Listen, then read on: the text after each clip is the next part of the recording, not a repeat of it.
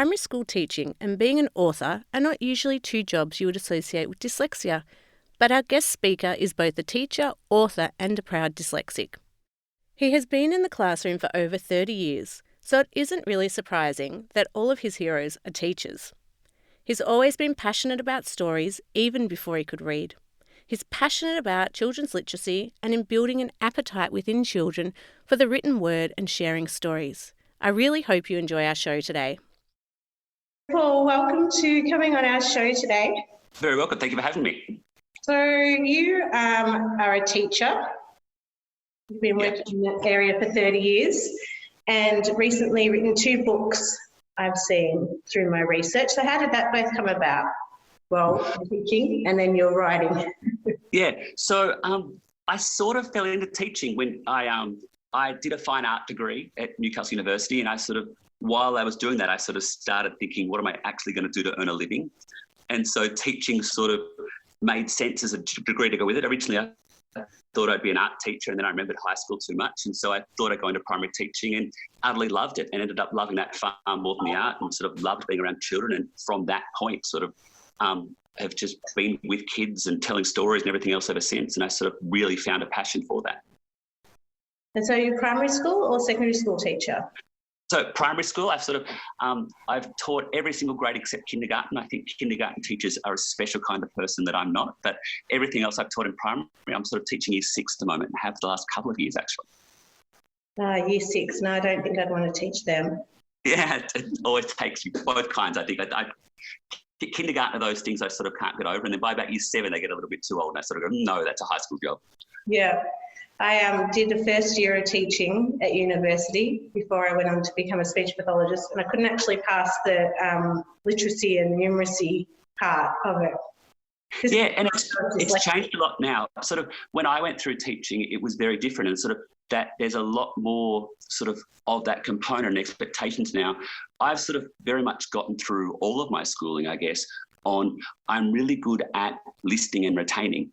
And so I sort of found that when teachers told you something important, they would actually tell it to you as well as making you read it. And so I wouldn't always pick it up through the actual literacy, but I would always pick it up from actually retaining what they told me. That was always enough to sort of get through. And I've predominantly found that I wasn't diagnosed with dyslexia until I was very late. And I really sort of got through schooling with every single report card saying that Paul can't spell and Paul needs to work on his spelling but has a great imagination. And I was able to get through that because there was that little hang up that said I had a great imagination. I didn't have that complete loathing for schooling. And I got through on just being able to sort of listen. And it wasn't really until much later that I sort of realised I always had trouble when I was reading out loud. And when teachers went round the room to have kids read, I would always ignore what all the other children were saying and sort of jump ahead to find where my bit was, and sort of so I could practice reading it a couple of times just so I knew what was going to happen. I remember doing that. I remember asking a teacher in secondary school if I could please not read aloud because I was really struggling. And he said, no, because you've made me aware of that, now I'm going to make you do it even more. Yeah, and it was terrible. And that it's that idea that teachers have where reading out loud is such a skill that adults don't have to do very often. But it's so dominant in schooling, even from a young age, where they sort of have that. And just reading out loud blind, like as an adult, if I have to go to a presentation or do something, I have that opportunity to be able to read it beforehand and break it down and put dot points down and everything else, where just reading blind from a novel is such a bizarre skill to have. And we expect it of children from about, year 1 or 2 on to HSC level. And here's the book at your level, just keep going, or beyond your level and keep going and then do it in front of all your peers. Yeah, it was a frightening thing for me. And I felt like, I'd lost the understanding of the context of what we were trying to learn because I was too busy trying to read ahead to see, was I going to trip over any word that I couldn't pronounce or, And that was the thing. It removed the whole point of the literacy entirely, that the whole reason you were reading the story or listening to the text just was taken apart because you became so transfixed on what do I have to actually read. And then, you'd skip over those words that were difficult and hope that no one noticed, or you have to go back, or you just slow right down. The teacher would jump in and give you the words ahead of you. Yeah. And so it's all those techniques that I guess dyslexics as a whole, but I definitely developed through schooling to cope with those. Interesting you say about your memory, because I've found that that's been one of my strengths as well.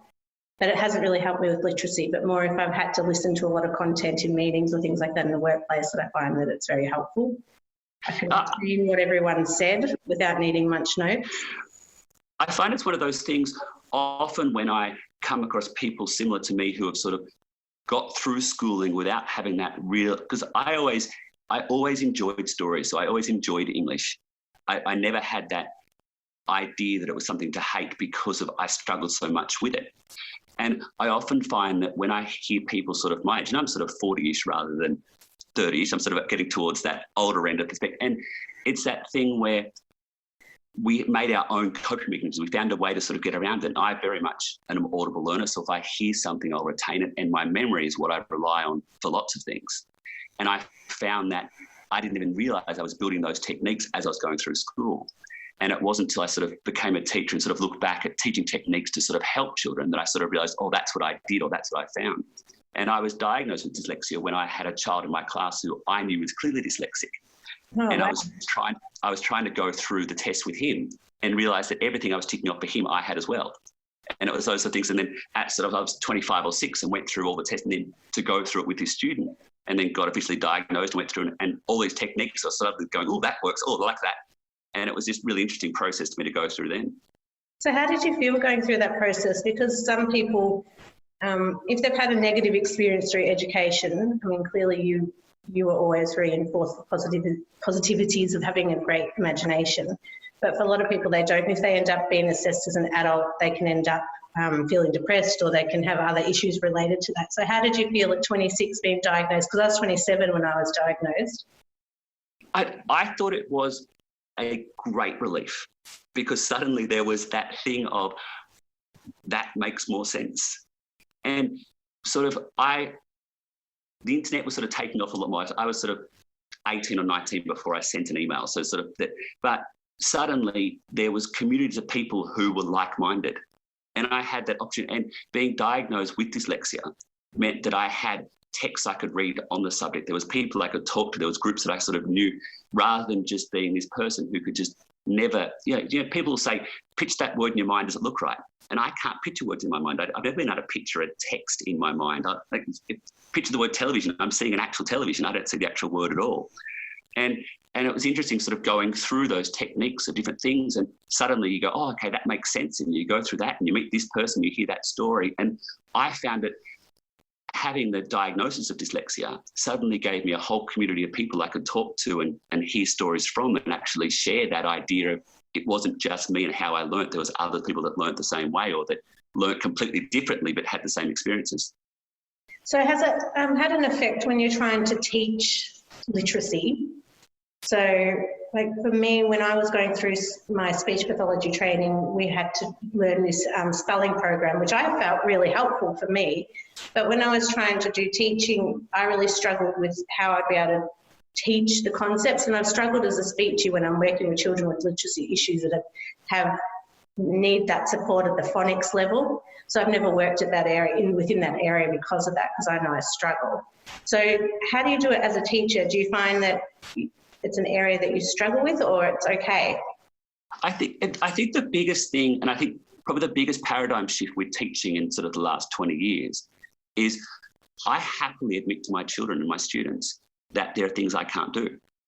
And it becomes quite heartening for them when I say, I don't know how to spell that. Let's look it up and I pull my phone out and go to Google it. Okay, this is how I'm going to search this word. And I still teach phonics programs in year 6 because I'm aware of that. But it's also though, I am very much aware that with 30 children in my class, there's 30 different ways they're going to learn something. And so we will often say, okay, this group, go and do it this way. And then, okay, what else can we do for this other group? And I think providing the options and online tutorials and flipped teaching and online environments and things are so strong now and so vivid. And I think it's one of those things where having a teacher that can actually say, I don't know how to do that. And another student go, well, I can do that. And having that share and correspondence across where teachers 20 years ago had to be that end point where the teacher has to know everything, has to know. And I happily admit that I'm not even close to that knowing everything now. And I don't see myself an expert except for the fact that I know different ways to look up things and research things and we'll go with the children. If I don't know how to do it, let's find someone that does or let's go and look at that. And that becomes a learning thing in itself. So you openly disclose you're dyslexic within your workplace. Yes, definitely. So how have the parents, the children that you work with, and your peers, and within the workplace, supported you? Have you felt supported, and have you ever felt unsure about being so open? No, I find that the parents that have children with dyslexia love it. They finally see someone that will actually understand that. Parents that don't have never been negative towards it. I always find that whenever I get a task, I do it straight away. I don't like to procrastinate things because it often takes an extra step of someone checking something before I'll sort of send it out. So every time I'm writing letters to parents or making notes and those sort of things, I'll always go through somebody else because it's just that professional standard of making sure that, and I will often sort of flip letters around, or I'll put the wrong homonym in those different words. I'll do those sort of things quite often. And so I'll always have somebody sort of check something before I send it out. But I guess one of the things with sort of social media and people generally spelling so badly happily in because they're just quick these days, and with autocorrect actually benefiting, helping, I think that the expectation from parents isn't that I'm perfect either. And I quite happily disclose that very openly with both staff and parents. And I will have other staff that can be, I've got this child that's like this. What can I do, or what can I do? And I'm not a dyslexia expert at all, but I very much, having gone through the experiences myself, can empathise or can say, oh, we can try this and do this, and get excited about a different system. Or somebody will say, oh, I found this app, or I've done this, and that sort of thing. And I'll get excited about it and then share it with the different group that I've got. That's fantastic, because a lot of people might be fearful of disclosing, particularly if they're teaching language to children. So is yours purely just a reading? You're purely dyslexic, or do you have co-occurring difficulties such as dysgraphia or dyscalculia? No, I just have dyslexia, and it manifests very much when I'm reading and sort of trying to, I really have trouble if I physically write, as in with a pen, whereas I type a lot better, and I rely on autocorrect and Grammarly and all those sort of things as well. But how do you go with report writing? Sorry. Do you have any issues when you're doing report writing? Do you ever find that that's a stressful time for you? Because again, it's one of those things where it's interesting as a teacher the different strengths you rely on. So as a writer, I write very quickly. And so I can write out my reports in sort of, not quite a day, but I'll sort of sit for 7 or 8 hours straight quite happily writing.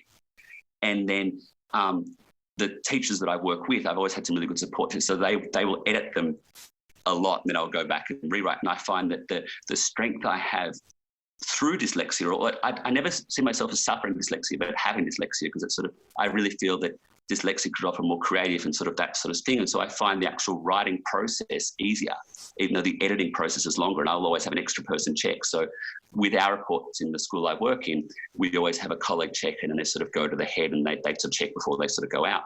And I will always find somebody else in that process to sort of have a first round check, but I'll always make sure that I get them out quicker, I guess. And it's one of those things where being comfortable writing has enabled me to push through and be able to write quickly and sort of get that information down. Then I have someone check it, then I go back and edit it myself, and then I go back and have that extra step. And so the strength of me being quick and creative in the actual writing process allows me to have that extra step where I need to actually have that structural edit and those sort of things from there. Sounds like an extremely supportive environment. It's fantastic. I wish I had that in my workplace. It's one of those things though where I've never tried to hide it, and I've always sort of other strengths that I have, I will trade back and forth with colleagues that I work with. And so it might be that I will help somebody else structure something else, or technology-wise I'll do something else with them. And I've always found people supportive if you're honest with them and sort of have that conversation back and forth. And I've always found that I'm always happy to help and support somebody else, and everybody has their strengths and their weaknesses that they have, and this is just one that I can put a label on. Yeah, I wonder if it's because of the industry you're in, because I know within the health sector that has not, majority of the time that hasn't been my experience, unless I've had a manager whose background has been in education. They've been really fantastic. Or my first CEO that I worked for, she was a speechy, and so she was really understanding. But the majority of time, because I've always been open since I was diagnosed because of what had happened in my graduate year of being bullied because of my dyslexia. I didn't know at the time. So after that, I wanted to make sure I was always honest with my employers so they knew why I was having challenges. For me, it's my writing a lot. Yeah. But it hasn't always been so positive. So it's really nice to hear such a positive story around how you're getting supported and that it really doesn't seem to be having an impact on your working career at all.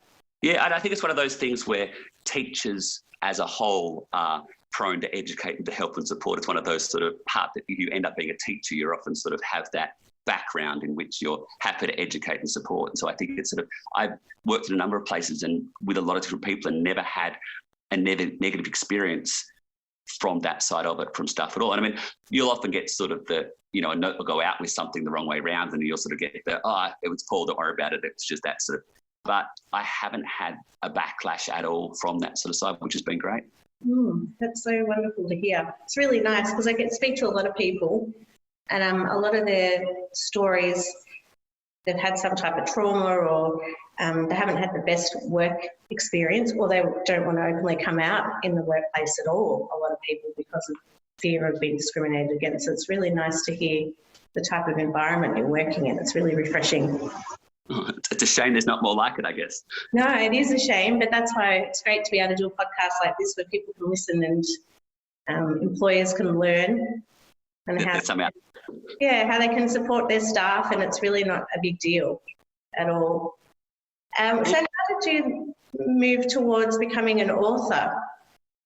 Oh, well, I've always liked stories even before I could write. And it's one of those things where I think that the biggest reason why literacy and education wasn't a negative experience for me was because of the stories.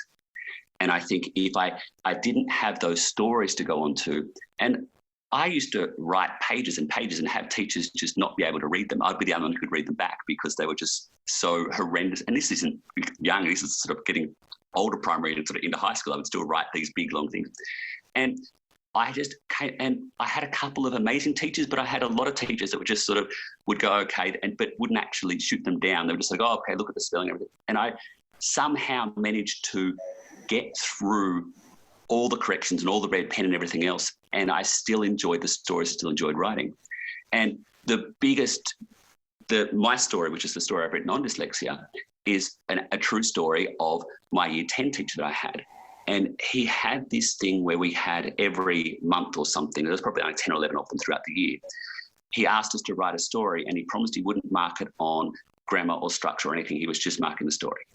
And it was that completely, and prior to that, I'd sort of started to write a lot more at home. And sort of school, I would always find, smaller words to use that I knew how to spell rather than the words I actually wanted to use. And my thesaurus brain became pretty good at trying to swap words out to make tinier words. And this was the first time I was actually allowed to just write things. And then at the end of the year, I was sort of, for a while, I was going to leave at year 10 and sort of be a chef, and I didn't know what I was going to do. And I was almost going to leave. And he said to me, you're actually a really good writer. And if you keep writing and you get good enough, you can pay someone to fix your spelling.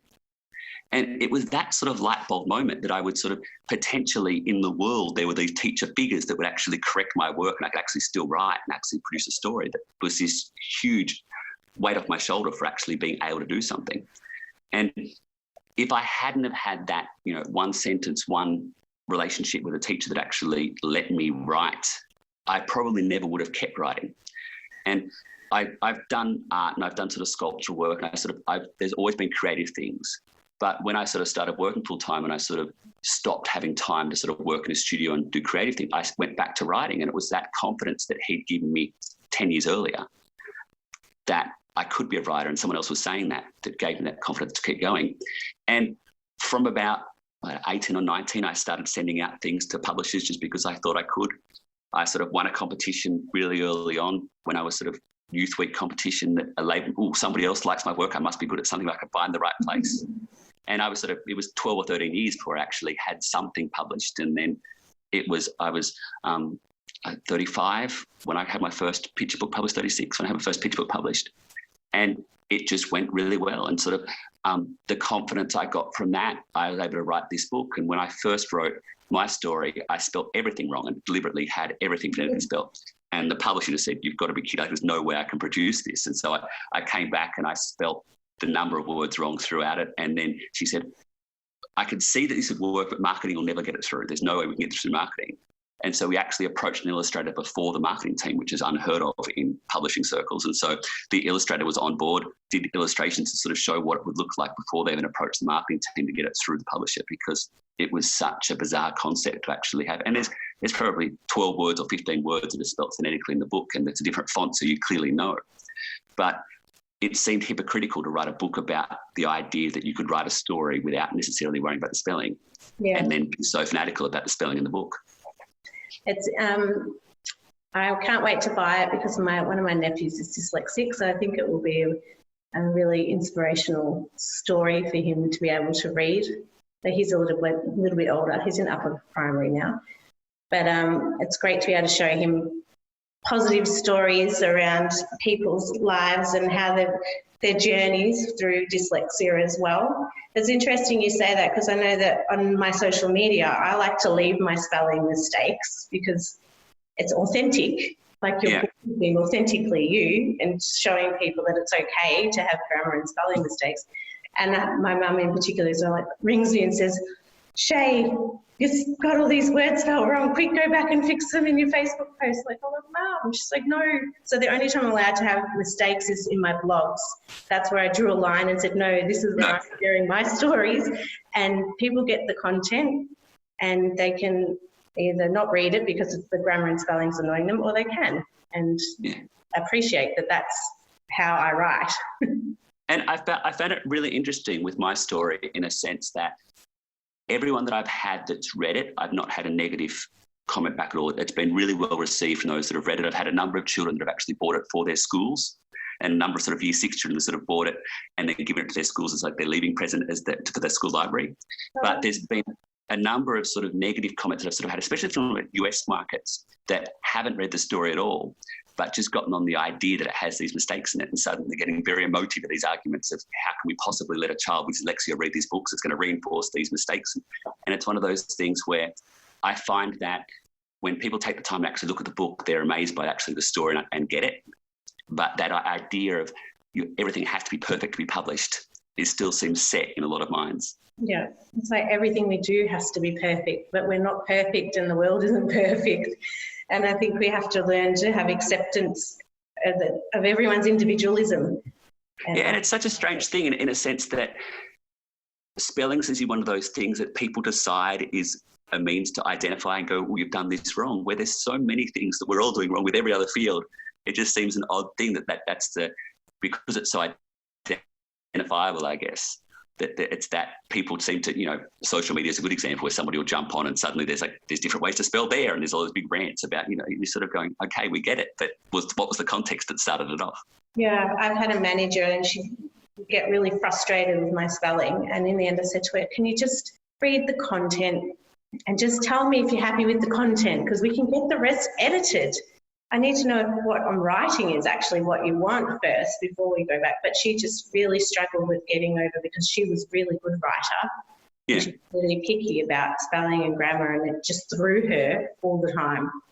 It's one of those things too, but people that are really good at it, I'm happy for you to use that. Feel free to edit my work and just change the spelling as you go along. It's fine. Go for it. It makes you happy. I'm not offended at all. Instead of putting a red pen around everything and saying, "Here you go, I can't cope until you fix all of these," it would have taken her probably, 10 minutes or 15 minutes, because I have other people in my organisations that I always find someone that's very kind that will help edit my work. But I always find too that people that are, natural spellers, for lack of a better term, can see it straight away and change it straight away, and it's not actually a burden on them. And so people that read it and find fault in it, you can just change it. Yeah, that's right. It's so quick and easy. Yeah, rather than sending it back and say, "Oh, you need to fix this before it goes." You could have done it before you sent that email back. Yeah. So you've written a second book now. Yeah. So I have a third book coming out at the start of April. Oh, fantastic. Yeah. And so are they all about having dyslexia, or they're all different?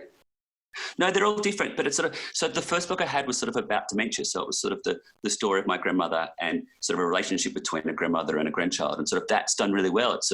It's in half a dozen or a dozen countries now in sort of 5 languages and sort of going really well. And then that sort of gave my publisher a sort of I can have a bit more of a stretch. And so I therefore got the dyslexia story that I sort of got out at the August last year. And then the next one is sort of, I seem to keep fascinating being stuck around schools and teachers and things. And the next one is the idea of a young girl starting school with a really vivid imagination. And then teachers sort of trying to teach it out of her by, rote learning letters and rote learning numbers. And it ends up, the imagination takes over the school and takes over the teachers and everything else. And it was sort of, again, that experience of, and I've been really lucky, but my daughter who sort of started school, and I was worried about, I guess the experiences that I had in early schooling was a lot of rote learning and sort of trying to get everyone the same, sort of pigeonhole those things, and those that were a little bit different on the outside was sort of left to their own devices a bit, and or sort of ended up like everybody else. And I was concerned at that imagination being wiped out through schooling. And I thankfully didn't, but I wrote the story on that idea of the girl, the imagination impacting the school rather than the other way, the schooling impacting the child. How beautiful. Thank you. My mum's a principal at a primary school, so I'll be excited to share your books with her, but also we'll be sharing them with all our listeners and on our website as well. So the other thing I wanted to talk to you about, because we've touched a bit about the workplace, but you also joined our Facebook community, and that's a very small group at the moment. It's slowly growing. I think we get a couple of people a month or every few months. And it'd be good to get your feedback and your thoughts around why you joined it. I think the biggest thing that I think the internet can provide the world is it makes people that feel isolated and in small groups in their own community part of a bigger community. And I think Dear Dyslexia does this amazing job of just connecting people that have shared experiences and like experiences and make them not feel alone. And I think the biggest thing with any sort of difficulty that you have is when you're surrounded by a host of people that don't. And if you suddenly feel like you're the one person in the room or the one person in the organisation or society or whatever else that has this condition or whatever it is, you suddenly just feel so isolated and anxiety builds up and depression. You've got all these sort of things that are linked to it. And if you can reach out and connect with somebody else that is similar to you, you suddenly don't have that feeling of alone. And I think the amazing thing with organisations like this is that the potential is anybody can touch in and share their story and make somebody else's story feel a connection with, and they can have that relationship and build that community that's not necessarily physically around them, but it's part of their life and part of them. And so not feel isolated and feel, okay, I'm not unique and different in a bad way. I'm unique, and the skills that I've got, I can actually add to this. Yeah, it's been great seeing the different people join, because we've had people from all around the world now, and it's been nice to hear the feedback, and be interesting to see how we can grow it over time, because I think sometimes we've had people that have wanted to join and have said, don't worry about your spelling, we always make sure people know you can write however you want to write, because it's not the best forum for people that can have reading and writing issues. Social media, I've really struggled until I launched the foundation. I wasn't really on social media at all because of that. So it's an interesting platform that I think maybe we'd like to do some face-to-face, like linked to a Zoom or Skype as well, where people can just come and talk rather than have to communicate via text. So we'll see how that goes. But are there any tips or suggestions you'd like to put out there for our listeners who might be training to be teachers or that are working within the education sector that might be fearful or concerned about disclosing, or where they might go and get some help? Yeah, I think the biggest thing, and I have just had positive experience in the education sector. And I went through university, and the sheer amount of text that you had to read and get through, and I went through in a time where they weren't podcasting lectures, they weren't actually supplying those sort of things. And it just would take me 3 times longer to get through the readings every week, and I would have to plan my entire week around doing those readings.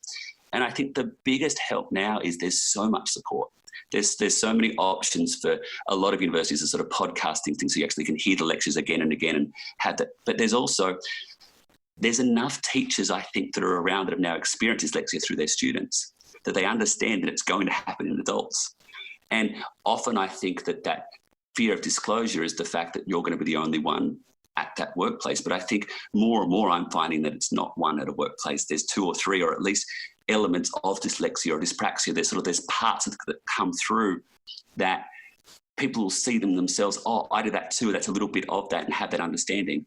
And I think through understanding, there is such an opportunity for growth in all of us. And I think that when you can be open about it, it does put the spotlight on you. You do feel like then you become a voice for dyslexia. And if you don't have an answer, you suddenly feel like, oh, maybe I should know that. Yeah. But I think I'm always open about the fact that I'm not an expert. I don't call it suffering. It's one of the conditions I have. I'm sure I have more, but that one has a label. And it's one of those things where I have had parents in the past who hate the idea of their children having a label of dyslexia or any other condition being labelled. And I personally see a label as an opportunity for me to find other people with the same condition, or other people that have this that I can actually learn from, and what techniques can I use to help my own learning, or what techniques can I use that might help my life. And I've never run away from that. And I think that I know there's a lot of schools that still don't support children with dyslexia, don't support children with a lot of difficulties, and there's still a lot of people that are actually struggling going through that. And I know there's a lot of parents that I know who are trying to be that change in the school as well. But I think that it's more open now than it was. There's more opportunities now than there were, and there's more apps and things that are actually able to convert text to voice and those sort of things, and then voice to text is another way. And I have students that I have that are actually work on a sentence at a time. So they'll record a sentence into their notes or into their iPad, and they'll put that down, and then the next sentence and the next sentence. So they know to stop, and that causes a full stop, rather than before they were trying to get whole things in. And hopefully over the next sort of 5 years or so, technology will increase again, and then we'll have that thing where, people will accept an audiobook is having read the book. You won't have that debate anymore over how you get text or how you get information, which still seems to be one of those current debates that will still go around education circles.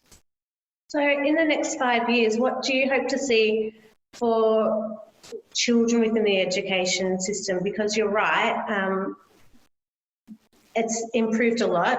You and I weren't diagnosed. I'm putting a presentation together for uni at the moment for my doctorate, and my mum kept all my reports, and so we can track from grade 3 onwards my dyslexia, and it's clearly there in every report. So, assessments are improving. Access to intervention is slow, but it's developing. There's still a lot of work to do. But what do you hope to see in the next 5 years from an education perspective, but also is there anything for adults that you think you'd like to see happen as well? I guess one of the big things I notice is that the difference between what's expected in schooling, what's expected in life. And it's one of those things where you expect a student to be able to write without autocorrect, but you don't expect an adult to be able to do it. You have those things where an adult with dyslexia will find ways to get around and ways to adapt and ways to sort of figure things out that aren't always open to students. And I think that sometimes you need to have those means open to students all the time. And I'll have students that will rely on spell check and autocorrect and those sort of things when they're doing their writing normally. And then suddenly they'll do something like NAPLAN and it's all blocked out. And then suddenly they think, well, they can't spell. And it's, we don't need to be able to spell anymore in society as much because our phones are in our pocket. We don't need to know all these definitions. It's that sort of, I think the access to those things that adults have in the classroom for all circumstances should be a lot more utilised and hopefully will be a lot more accepted. Yeah, but thank you for talking about what you'd like to see happen over the next 5 years. It's really important. You're very welcome. And thank you so much for coming on the show. It's been such a positive podcast and a really positive conversation with you. So I'm really excited to when we get to launch this, and I'll be circulating it through all the schools that we're connected with, because I think it'll be really valuable for teachers to hear your experience as a teacher and a teacher with dyslexia, and how you've been really supported and how you've just had such a positive experience, and also the wonderful books you've written. So I'm really excited that we'll be able to showcase those as well for you. So thank you for coming to the show. Thank you. See you later. If you'd like to find out more about Paul's books and more about Paul himself, head to the Dear Dyslexic website.